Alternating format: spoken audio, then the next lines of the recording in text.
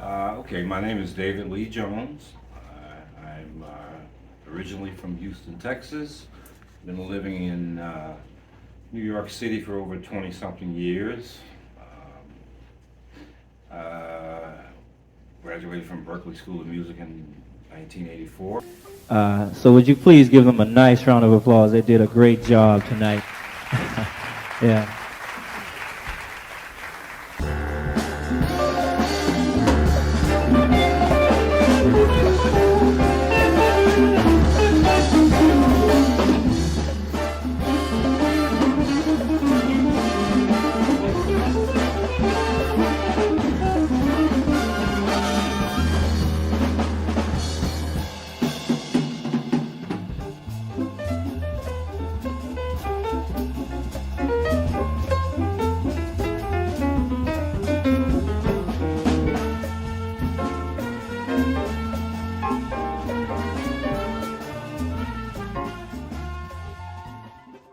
Pretty much been in New York since. Since I've been in New York, I started working out. I think one of my first gigs was with Jack McDuff, Jack McDuff. Subsequently, I started working with the Mingus Big Band in 1991.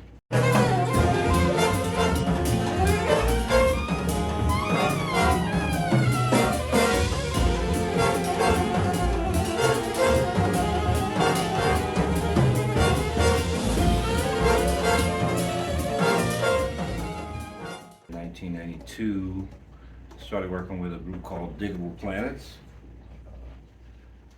Had a hit song called I'm Cool Like That. Cool like that, I'm cool like that, I'm cool like that, I'm cool like that, I'm cool like that, I'm cool like that, I'm cool like that, I'm cool, boom. I did horn arrangements for the group. Performing Nickel Bags. Please give it up for Diggable Planets. In this jam, we are not advocating the use of controlled substance. We're gonna control the substance, advocate its use. And it goes like this. Can I get a taste? Can I get a taste? The beat sounds slave. I think I need a taste. Can I get a taste? Can I get a taste? The beat sounds slave. I think I need a taste. And I wrote music on the second record, Blowout Cone. All the horn interludes on that record. We toured with Sade during my tenure with them. We won a Grammy, the 1993 Grammys. Subsequently after that, I worked with, well, at the same time I started working with Phyllis Hyman prior to working with Diggable Planets. Maybe, I started working with her maybe 6 months before I started working with Diggables. And so I was kind of like bouncing all three gigs at the same time. The Mingus Band, Phyllis Hyman, and Diggable Planets. Around 1995, Diggable Planets broke up. Phyllis Hyman passed away June 30th, 1995. So that was the time when like everybody started kind of like falling off the scene. And I did a gig with Anita Baker once.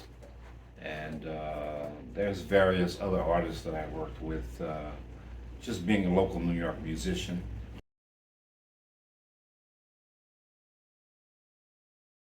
Well, Guru we ran into Guru a lot on the European tours and various other tours. He was actually an opening act for us on some of the concerts we did over in Europe, and so we saw him a lot. He opened for us quite a few times. Vienna, Austria was one of them. He was on that gig. You know, a funny story is that I went to school with Bradford Marcellus, and when I came to New York in 1984, the first time, because I came back in 89, 90, and it was actually, yeah, it was 90, and I was looking for an apartment, and I had to put down a reference. And I used Brantford as a reference for the apartment. And when I told the landlord that, when he saw the name Brantford, he said, "You know Brantford Marcel's?" I was like, "Yeah, I know Brantford. Yeah, we went to school together."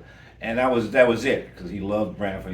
He was like, "Okay, you're in. You got the place." It was a nice brownstone in Brooklyn. And so I immediately called Brantford, who was living down the street at the time in Brooklyn, in Fort Greene, lived on Washington Street. And I called, and somebody answered the phone. Hello? And I said, yeah, I speak to Brantford. Brantford's not here. But I'll give who's calling. I said, well, just tell him that to give me a call. David Lee Jones is calling him. And he said, okay, I'll tell him. And he said, yeah, I got a group called Gangstar. We just got signed with a deal with some label at the time. And my name is Guru.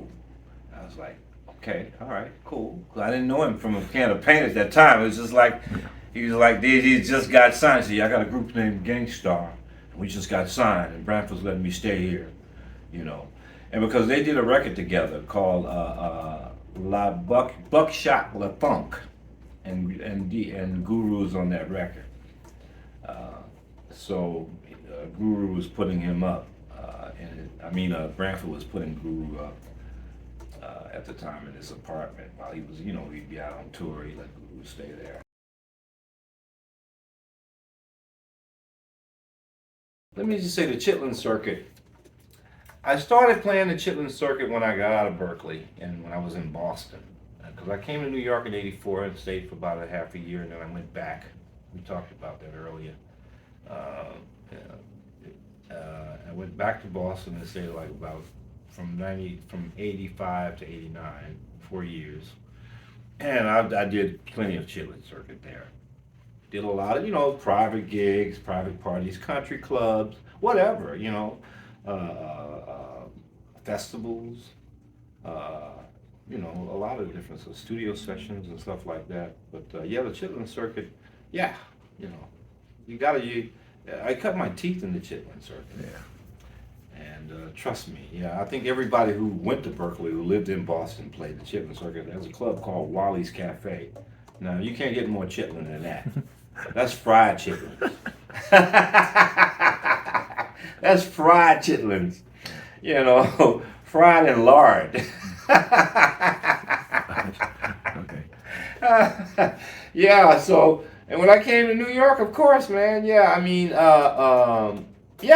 I came to New York in '84 for my first time, my first gig, when I got to town, I got a call a couple of days after I got to town. I got a call to work with a singer, a bar singer, a Chitlin bar singer. She was a Chitlin club singer named Sweet Georgia Brown. And she was like a Millie Jackson type singer, real raunchy, a lot of profanity and a lot of nasty stuff going on. If you know Millie Jackson, she was a spin-off of Millie Jackson. And so I was in culture shock when I got on the gig, because I didn't know what to expect. Somebody said, "Yeah, I got a gig for you. It's with Sweet Georgia Brown." Okay, I showed up for the gig, and the first set of the gig, I was just like, "Okay, this is like it was a culture shock for me." But it was a lot of Chitlin Circuit gigs back, and there were a lot of gigs, lots of Chitlin gigs. That's how you made your little side money.